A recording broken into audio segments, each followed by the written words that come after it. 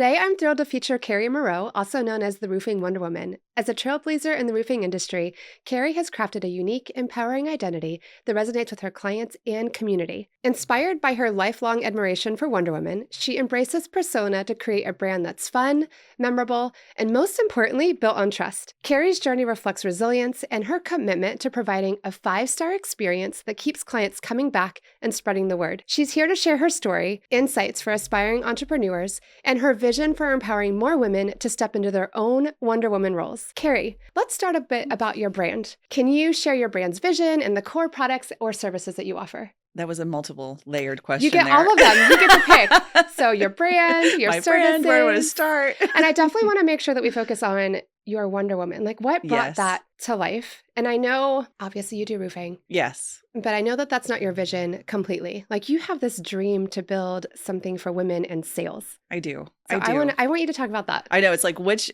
end do we dive into, right? Do we go shallow, the deep end? Do we just wade in a little bit and keep going? So Tip in and then we'll decide where we go. The backstory on Wonder Woman is as I got out there and I was doing more networking, I wanted to be memorable, but also something that was fun for me, but would be not like gimmicky, but something that would be clever. Okay. And so I was thinking through things. I'm like, well, what if I explore this whole superhero idea? Like, where would that go?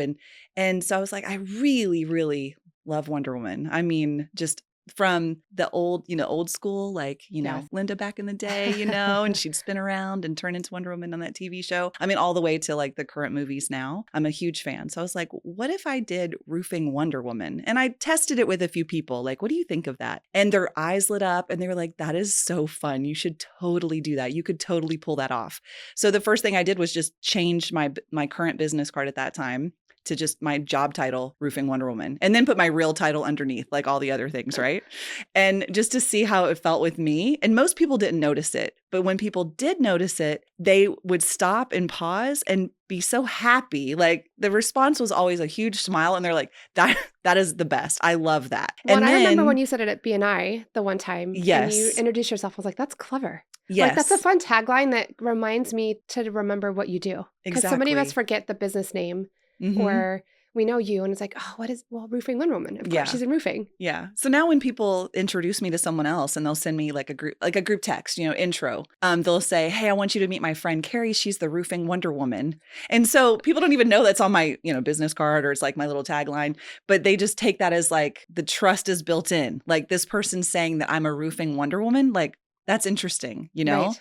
And it just is all usually, I'm going to say always. It is always well received. That's always. Awesome. And then when we did the branding session and I mentioned, I'm like, can we play with this a little bit? Like, how could we do it, but not overdo it to where it's gimmicky? Because I've come across people in networking situations that they want to be memorable, but what they're doing is so gimmicky. But, this is more of like who I represent, not some, like the values behind it, truth, justice, like strength and reliability and all those things that resonate with what we do as a company. But when we played around with that cosplay and I ordered the little products and I didn't want, on Amazon and I'm searching through all the different things, it's like Halloween costumes, I'm like, no, I need cosplay stuff. I need to elevate this because that stuff's cool. And I did find some things and you executed it so well. Like I get so many compliments on that photo. It is it's ridiculous.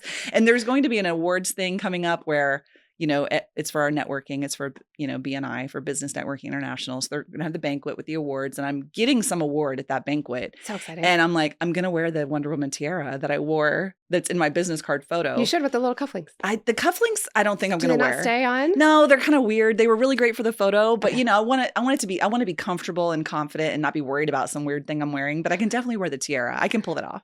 You should. And then it matches and your photo came out so cool. It came out great. I think it definitely, and it's the suit. So just to paint the vision for anyone who hasn't seen it yet. And if you haven't, go check out Carrie's profile picture and all the things, you'll find it. Yeah. But she's wearing a suit. A dusty blue suit with a, just a neutral top underneath. With the tiara and some tiara and they're like wrist protectors. Like, I don't know, like forearm armor. You just did a good job finding something that would be elevated, like you said, without making it feel like it was too costume-y. Mm-hmm. And then the one photo with the sword is, I found this umbrella that has the coolest handle. It's a Wonder Woman umbrella, but the end of it is like a sword handle. The handle. And and so I held that, and the way that you photoshopped that into a sword is incredible. I haven't used it yet, but it's it's in the works. One it's of gonna my be out there favorite soon. things is being able to take your guys' vision. And so Hmm. like when you called and you're like, I have this vision, and then being able Yeah. to make it a reality, that's so fun Yeah. to But me. also pulling it off that it was like so well executed, because when people see it, they grin ear to ear. Yeah.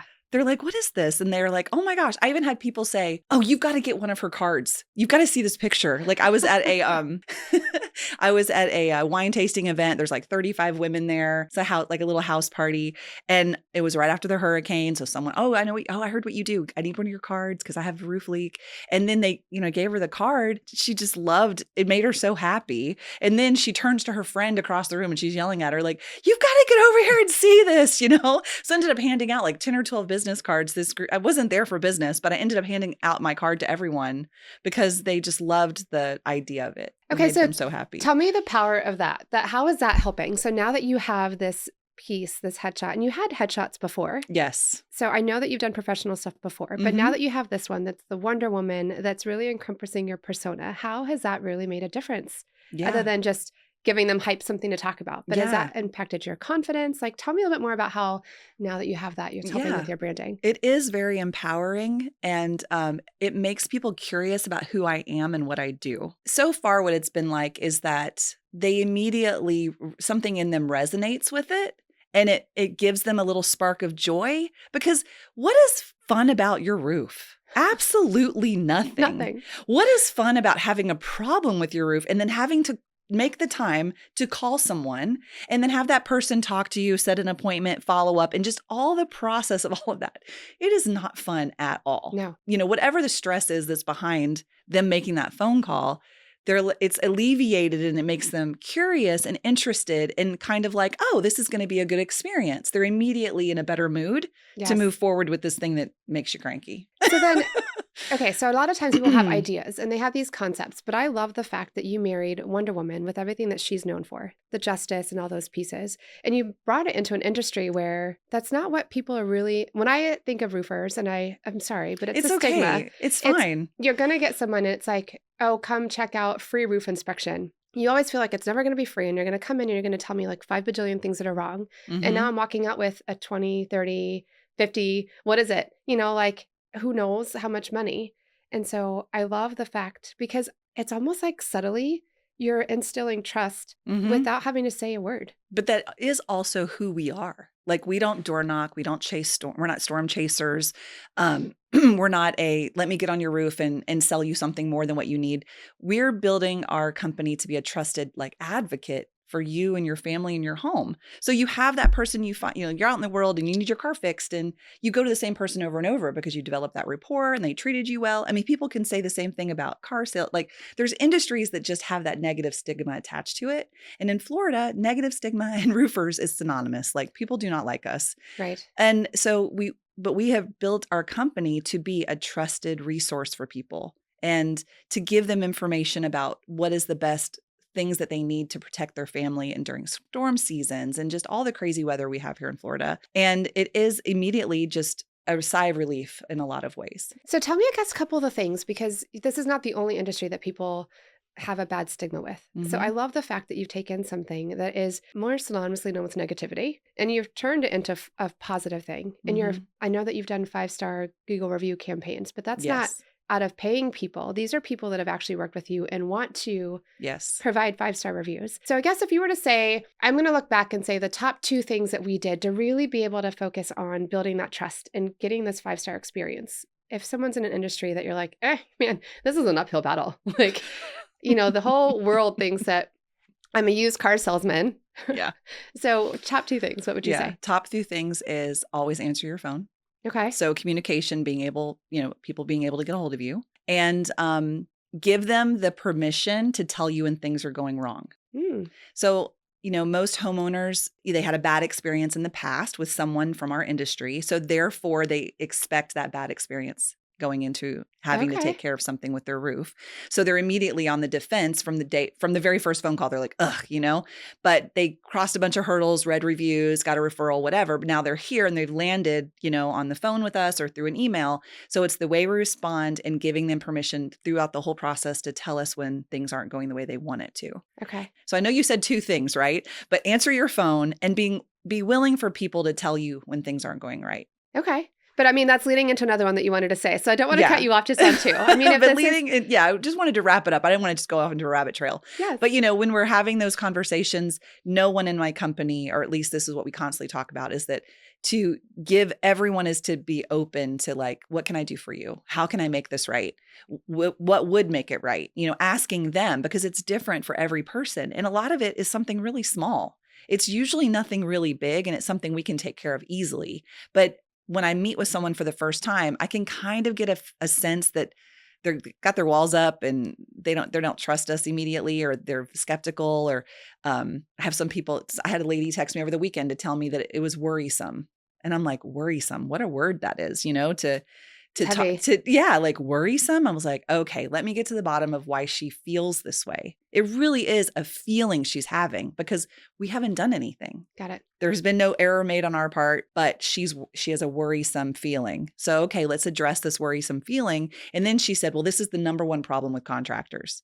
And I was like, but she didn't tell me what the problem was. And I was like, okay, so what is the number one problem? And she couldn't even really give me an answer. She was just nervous and worried about some miscommunication. I could get into the whole story, but really we haven't even done work for her yet. She's waiting for work to start, but she's worried. So she's already worried based on past experiences. Yes. And a lot of people tend to do this, right? Like I tend to get anxiety over all the what ifs that could possibly go wrong before they've even happened. So then I have to talk myself into, well, address it when it comes. Right. But the fact that you're open to having the conversation, because people's perception becomes a reality very quickly. It's true. And it's so- true. And it takes more effort on our part to have those lengthier conversations. Wouldn't it be so easy for me to say, oh, you don't have to worry. Right. You don't have to worry about that. We've got it covered. And it's like, that doesn't build trust. It's like, please help me understand what aspects of it are worrisome for you. If we don't address this now and build confidence before the project starts, it could go off this, feelings. It's all a bunch of feelings because we're going to execute the roof. A roof is a roof is a roof. Okay. Right. Like there's not a bunch of different things happening. So our team is going to come in and do their job. But if she's worried, the littlest thing could make her have a bad experience. So I have to address that. So sometimes You have to I take have the to do a little time. bit of therapy. Oh my gosh. We all become like counselors for our clients. Do a little right? bit of therapy A to little get bit them of ready for therapy. Okay. So what are some of the other things that you do to really set yourself apart? Now, obviously I don't want you to give like trade secrets because that's not the thing. I don't think there really are any. But there's a couple of things that I know just from conversations that we've had that you guys do to really kind of just take your service and separate it from others, because you don't just do roofs. No, we don't. It's a whole experience working with your company. Yeah. So like today I was at a property today before I came here checking out what she needed for her roof. But at the same time, I know she's getting her house ready to sell. So I'm looking at little things that buyers like to pick things apart, and a realtor is going to send an inspector. And so I'm noticing those things as I'm going through. And she's got some wood rot here. She's got some things that we could take care of while we're there doing her roof that other people probably wouldn't pay attention to. But it would, give that elevated, it might only cost her a couple $100 more, but make a process for her way easier as she gets into the inspection process. So I'm trying to think of the whole, like, what is that person's circumstance? What are they going through? What are their goals? What are they looking to do really? There's a lot of times when someone's like, I my insurance is pressuring me and I need to replace my roof. So I'm cut, I'm like, my budget's really tight. I'm strapped for cash or whatever. Like I've got to cut corners. And, but then after we get into the conversation and showing them what the possibilities could be, what would make the best sense for them long-term, and giving them all the information and letting them make the decision is always the better route to go. Because I could just say, okay, I'm just going to sell you what you're asking for, but let's make sure this is really what you want to do. And so a lot of times we get into that conversation and they're like, I didn't even consider those things. Thank you so much for educating me. Some clients will be like, you know what, I do need to go for this other thing, this more expensive thing with you because this is really my long-term goal. And then there's some people who are like, that's not really as important to me. So like giving people options is always the better route for I think in any situation, but giving options. It's not about the bottom line all the time. Okay. For someone who's just starting out, what would be like the number one thing that you would say to focus on? Customer service is a huge piece. Yes. So in addition to like Yes. making sure you answer the phone and listen to your clients, but what's something like that you would recommend as far as if you could go back, you would do it a little different, or maybe you did it right Well, And you're I like, I mean, nailed it. no, I mean, I do believe I nailed it in a lot of areas, but there are things that hindsight, is always 2020. I'm like, if I would have just tweaked this a little bit and had a little bit more outside advice, then I may have set things up differently in the regard to my bookkeeping and my accounting. Okay. So I think, I have a lot of experience in that. I've owned businesses before, but I've never owned a construction company. So the amount of cash flow that's coming through the business is way greater than the other industries that I worked in prior, businesses I owned prior.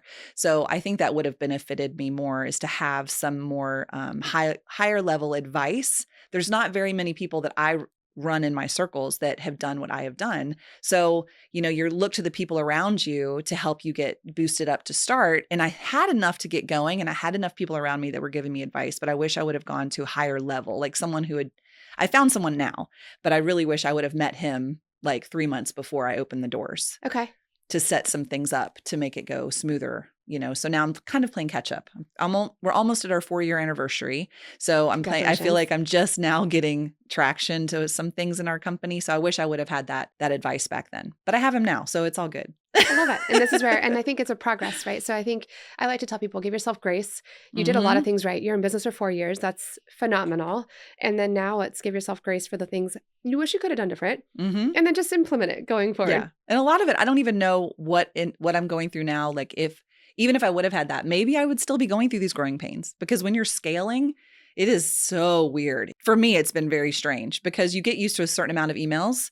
And then as you're scaling, you have to increase your capacity to have way more, right? And so it's like that in between, like, okay, I was used to this and this was a heavy workload, but now, okay, so all the things I'm doing are working. Okay, so I can't, all these spinning plates, I have to make sure that I have people in place to handle it. So I don't know how much of it is scaling or how much of it is I should have had a little bit more advice in the beginning. So I think you talked about scaling and growth and how you were able to manage some things on the front end, but then now you don't know, is it processes? Is it scaling? Is it the both? When did you know it was time to bring on help? I knew it was time to bring on help. It was right before it was the first time I had hired someone for, very specific niche part of handling things, but it was to specifically do customer gifting. Okay.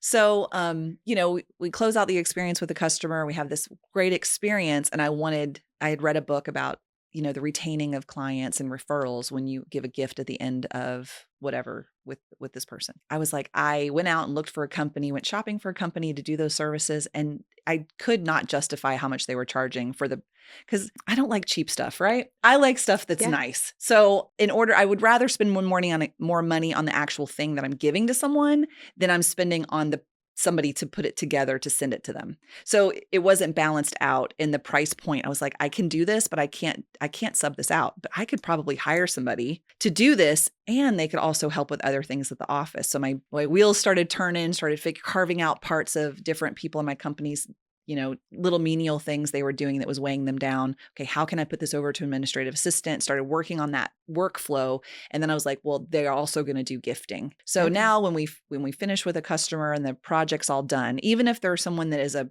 property manager and they flip houses, like whoever it is, when we're done with a project, they're going to get a customized gift from us. I really, really enjoy it. And why I enjoy it, I love being personal enough with someone that it's not weird, because you can be personal to the point that it's like, how did she stalk me on Facebook? Like, how does she know these details of my life? So it's not like that, but it's personal in a way that I saw them. I heard them, like some little thing that they did that I picked up on. So for example, I had a client who we redid his roof when we were all done. He was really great to work with. He loved the experience. It took him a while to start the project because of finances, because he wanted to pay cash, because he was saving up for a trip to Stonehenge. And it's like this lifelong bucket list trip to Stonehenge. And so it took him a while, but he came back, he came back to me a few months later. He's like, hey, I'm ready. I got my money. I'm ready to go. I got my money for Stonehenge. I got my money for the roof. Let's do it. So we did his roof. And then a few weeks after we finished it, he wanted to finish it before the trip. So we did the timeline he needed. He went on the trip. And while he was away on the trip, he sent me a picture of himself in front of Stonehenge, which I thought was so fun, That's like awesome. To have a relationship with a client that's going to send you a picture when they're on vacation. Like that's the epitome of customer service. Like I did it right. Yay.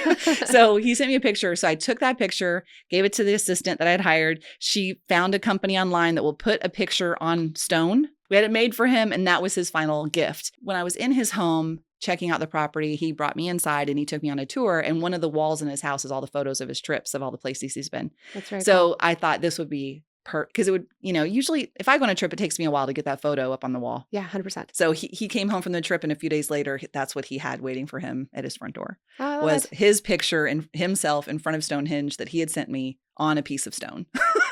Well, and I think that he so. could display at his house. One of those things, and that's what you do for all of your client gifts, which is hard for you to find a company to do it because you can't. Everything's going to be different. Yes. Everything needs to be customized for that person. But we do have, there are some people that I don't get to know that well.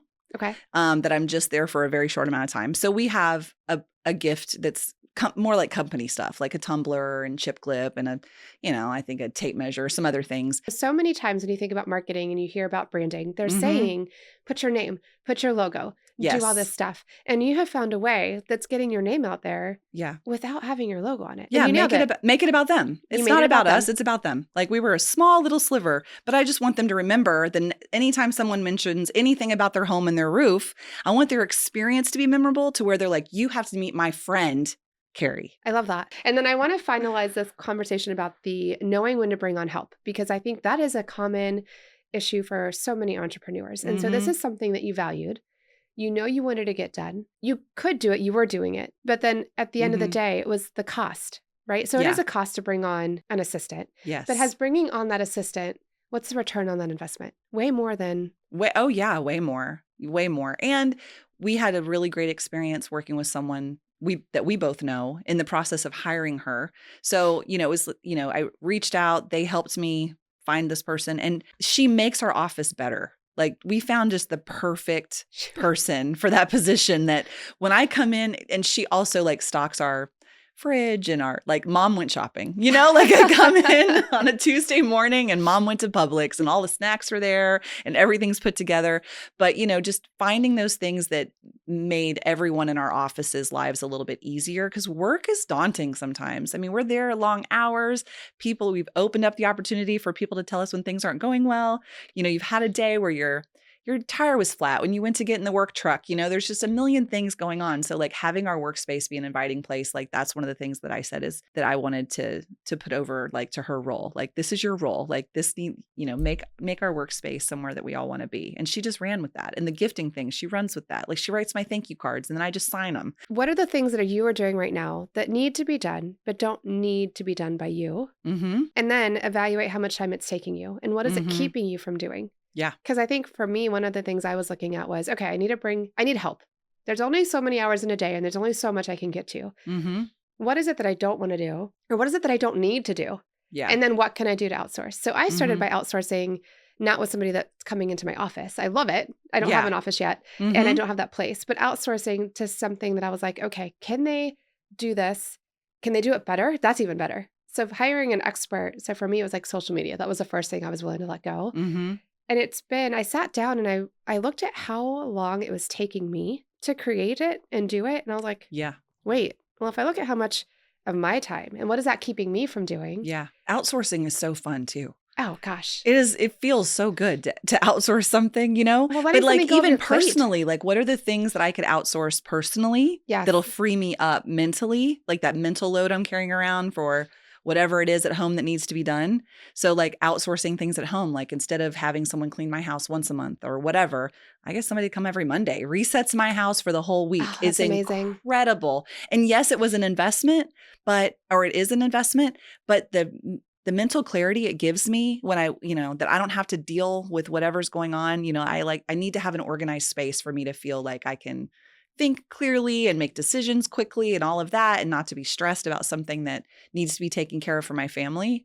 And so that's the other thing too, not just outsourcing things at work, outsource things at home. If there's something at home, I had 6 months of last year that I outsourced somebody to drive my son to school. I was about to say, I was like, you're such an outside of the box thinker, because so many of us think of outsourcing and we think of specifically the business and what can we do within the business, or can we bring someone on? And then we had a conversation when you're like, I just gained 2.5 hours of my life back every day. Every day. And I was like, wait, what? Yeah. Tell me more. Yeah. And you said, I figured someone I trust, someone that, obviously I'm not going to put my kid in the car with somebody that I don't. Exactly. But that freed up. You didn't need to be doing that. And your kid loved it. Yes, he loved her. He asks about her now because she's not driving him now, but he asks about her. He's like, "How's she doing? You Oh, I know, love like, it. have you heard from her?" Because they had, they would text each other and communicate about his schedule, and I would reach out to her and be like, "Oh, he needs to be picked up," and she's like, "Oh yeah, he already told me." I mean, it was amazing to where, I mean, I'm like, it's going to be busy.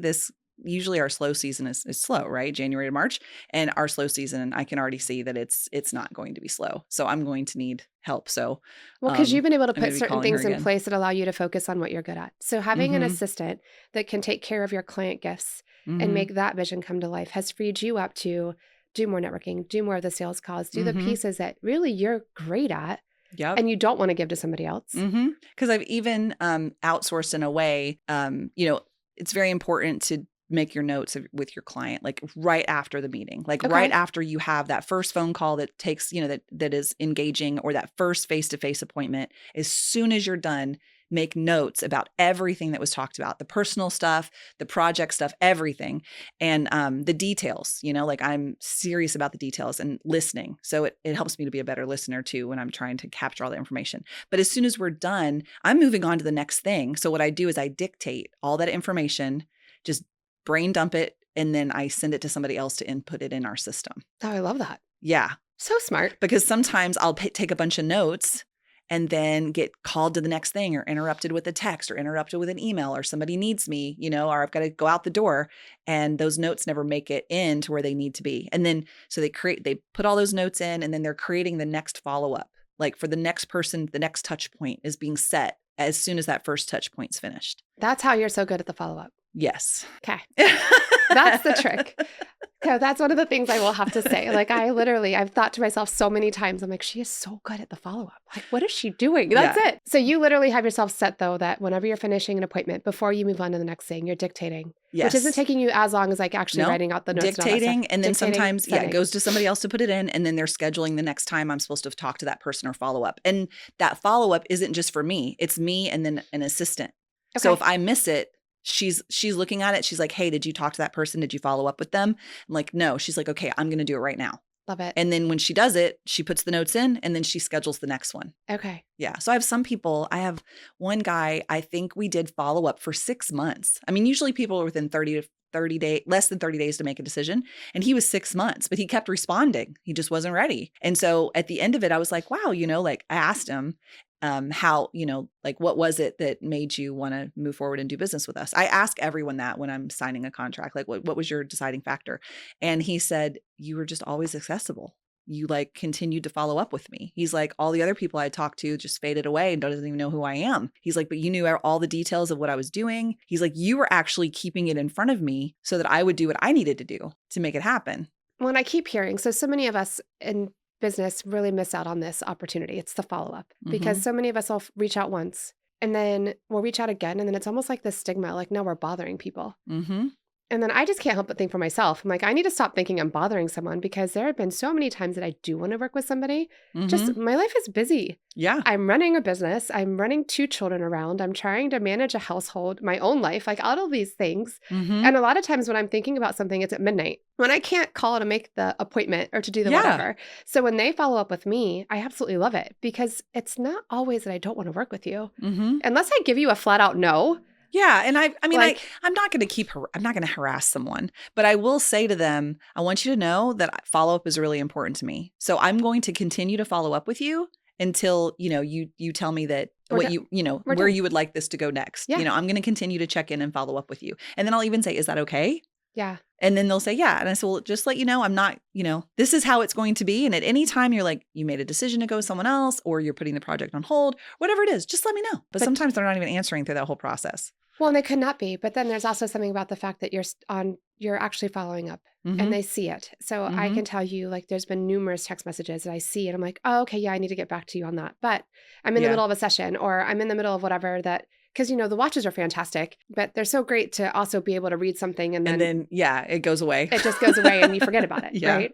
So, okay. So I love the follow-up. I think that's so fantastic. Okay. So I'd like to transition into, where do you see yourself going?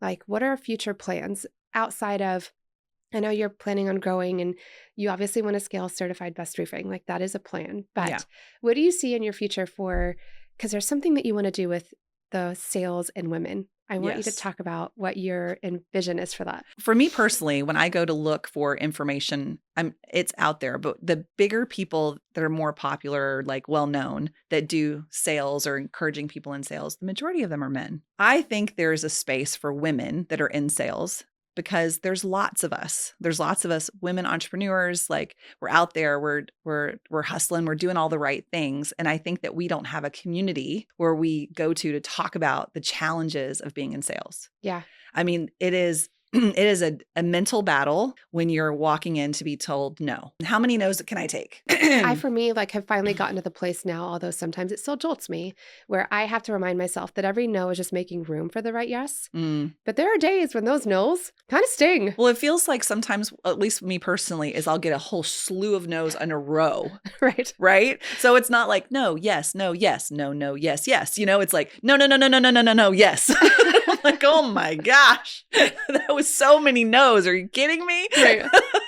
So I had to come up with something that was a reward for X amount of no's. Oh, yes. Tell me more. When I have 3 no's in a row is when I start to be like, oh, okay, this might be a no streak. So I pay attention to it and I start counting. So it varies, right? So sometimes my threshold is low and I'm like, okay, if I get 3 more, then this is going to be my treat. Okay. So it just depends on what I'm up to, like, or how I'm feeling emotionally to handle the bandwidth I have to handle the no's is how I dictate where the treat's going to come in. Okay. But yeses are the rewards in themselves. I celebrate yeses, but I'm just on to the next yes, right? Right. But the no's, I have to celebrate the no's too, because that means I'm doing the right thing. I'm out there talking to people. I'm putting the name out there. I'm honing my craft. Every no teaches me something. It gives me a piece of information that I didn't have before. So I celebrate it when I have a string of no's. I celebrate. I love that. So I dance with every yes. Oh, and okay. it doesn't have to be huge, but like, right. So the small yeses, I still dance in my chair. If it's a big yes, I literally get up and go dance in my kitchen. Yeah. Like I do, but I haven't celebrated the no's. Yeah, I celebrate I the will no's. say this though. I have gotten to the place where if it was a no for a client that wasn't aligned, I celebrate the fact that I gave myself the permission to say no. Mm-hmm. So if somebody refers a client to us, they get $100 gift card. Oh, I love that. Once they sign for a service. Yeah. So after the deal is closed, they've signed for a service above $500 or more. Okay. Then we give them a $100 gift card. I love that. I've been doing one where it's like you get credit towards a future session. Because I would love to be in a place that I can shell out $100, left and right, but it's not there for me yet. But to be able to say like, oh, if you refer someone, you get a credit towards like the next gift. We do that too. Or session. But in roofing, not many people need a service right away. Or they won't need something else. That's so clever for what you do. Like I love that. But for us, it wasn't a credit. We had started out doing that, saying you could use it towards, but the referrals don't come in that quickly, for somebody to be able to use it on a project. So then we converted it over to a And if they have the roof done, they may not need a roof done again or like another service. Repair. Yeah, that makes sense. So last few questions on branding. I would love to hear a little bit from your viewpoint on what it was like to work with me. You touched on it slightly with the bringing some of the vision to life, but overall, if you could just quickly talk on what it was like to work with me and my experience and my team, I would love to hear some of your thoughts on that. I loved working with the stylist. Okay. She was so fun because so many of those outfits that we picked together through the process of getting ready for the shoot, I have this one right now, right? The one I'm wearing right now. Yes. So, she helped. And also the shopping experience was amazing because there was that suit that I wore with the cosplay of the Wonder Woman accessories.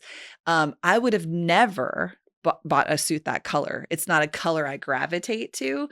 So, and it's not the brand color, right? But it's like a pale blue suit. I would have never gone for that. And it was so cool because I had a very limited amount of time to go shopping and she sent me all these links. And so I knew the stores and I looked ahead to the stores and knowing that they had the items I wanted in stock. And so my husband went with me and we blazed through this huge mall in like less than 40 minutes and bought, all the stuff I needed to round out the outfits for the photo shoot. And my husband was like, can you use her every time?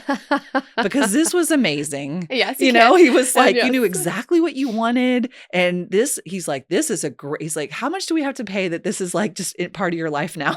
Well, I was outfits like, are such a pain point. I will let you know. Don't you worry. Yes. And permission. I'll right? be outsourcing. Right. You gave me permission too for everything I've got coming up. Yes. Well, outfits are such a pain point for so many people. And Yeah. I even joked about it myself. Like, I'm like, I can do so much for so many of my clients. And then it comes to something for me and I'm like, what am I wearing? I So guess I use her too. What I want to share with people about the experience with you specifically is that there was more that came from me selecting those outfits than just the shoot, right? Yeah. It allowed me to step more into my brand than I was before and represent myself more clearly than I was before, and it had tentacles out, right? Positive tentacles out into other areas of my life. So I'll tell one little story, like I'm a storyteller, right? So love it. There's one outfit in the photo shoot that was a graphic tee, a Wonder Woman graphic tee, and then a black sequin jacket over that with a pair of jeans and some sparkly tennis shoes, because I'm all about the tennis shoes. Like she really helped me bring that into what we were styling. And I had a networking event that was for a company that this woman was coming in to speak about. It's just a lot of information that doesn't really matter. But I was going to an event that was mostly women, a huge event. It was like, I don't know, 200 women were going to be there. So it was networking, but it was also like a class kind of, and it was across town somewhere I've never been before. So, like when you're heading out to go into, I didn't know anyone that was going to be in the room except for the person that invited me. That was kind of like her company was putting it on. I had never been to the location that we were going to. I'd never driven to that side of town. There was just a lot of things I hadn't done, so like a lot unknowns. Of obstacles. So like before I'm even leaving the house, I'm trying to talk myself out of going because it was like a weeknight, like 7:30, all the things. I'd had a long day. I didn't want to go. But that morning I'd said, okay, I'm going to wear the graphic tee and I'm going to wear the sequin jacket because I'm going to be in a room full of women and I know no one else is going to be wearing something like that. Yes. And I want to be memorable. And I was like, can I pull this off? So anyway, I put the outfit on and I get in the car and I'm driving to this event and I'm like, I feel like an imposter. I had a total existential crisis in like the outfit I was wearing. I swear this has a good ending. So I'm like driving and I'm like, who am I? And how do I think I can pull this off? Like, so I had to call a friend, right? That's what we do, right? We call a friend, hype me up, girl. Tell me that this is what I should be doing. Of course, my friend did. She hyped me up and I get there and I'm still so nervous. Like, I'm just doing it. I'm just going to show up. This is fine. Like, this is who I am. This is fun for me. Like, stop. What are you doing? So I go in. And there was one part of the class we were taking and what she was speaking on that she had us all stand. And then we had to interweave and like walk through the room thinking these like negative thoughts that women think, right? So, and then she gave us positive thoughts to think as we're walking through the room. And she was like trying to get us like feel how do we feel? And how does that affect your body, your thoughts and blah, blah, blah. So as I'm walking through this sea of women, we're going in between all the tables and whatnot, walking through. Every time I passed a woman, she would whisper to like as she passed me, girl, that outfit's awesome. And then another, dang, where did you get that t-shirt? Or like positivity that was, and I needed it because I was like I said, in the car saying I was a complete imposter, but women are incredible, right? Yes. But then when I sat down at the table, the women that were sitting next to me were like, I love Wonder Woman. I've always loved her since I was a little girl, like whatever, as we're exchanging cards. And I showed up, right? I showed up in something that was authentic for me for that photo shoot, but it carried over and I needed to do that. I needed to have that like doubtful moment with the confidence, with all the different things to be like, yes, I am doing the right thing. Yes, this is a yes for me. And this is winning and this is stepping into it. But it is not like a straight line to get to where you want to be with your brand. It's not a straight line. Well, there's some confidence in that. And that's like being able to step out into like what's not comfortable. But this is what I want the takeaway. Yeah, like I would have do it anyway. And I would have never done those steps. And it brought me to a new place. I'm in a new place now. Like I was so close to wearing that here today. I know. I wish I would have. But it has brought me to a new place that I don't even second guess those things now because I walked through it all. So like what I'm saying is like with the branding photo shoot, like go a little bit out of your comfort level to bring your brand to its fully where it needs to be. Like trust the process, like trust Joe's process because it's going to bring you to a new place. I'm going to get all teary-eyed just talking about it. I love that. Now you're going to make me cry. So I think that's a phenomenal way to end this up. Carrie, I truly appreciate all of your time today. You're welcome. Thanks for having me. Teary-eyed. I didn't know it was going to come up. So my biggest thing and my biggest like driving force is I want women to have the confidence to show up. Yes. And so like what you're saying is like through this process. It has given me that And 100%. so please here, if you've been waiting and you haven't been wanting to do it because you didn't know what to wear or you don't like to be on camera or any of the things, honestly, trust the process. Yes. And then know that honestly, the first step is just saying yes and then having the confidence to show up. If people are looking to find you, Carrie, please tell me where they go to look for you. They go to look for me at No, I'm kidding. CertifiedBestRoofing.com is where they go to find me. Perfect. Yeah. They can find CertifiedBestRoofing.com. And she always answers. I do. Or she gets back to people right away. Yeah. You can text me at 407-813-1583. I always get those text messages right away. Awesome. Thank you so much for watching. Carrie, again, thank you so much for being a part of this today.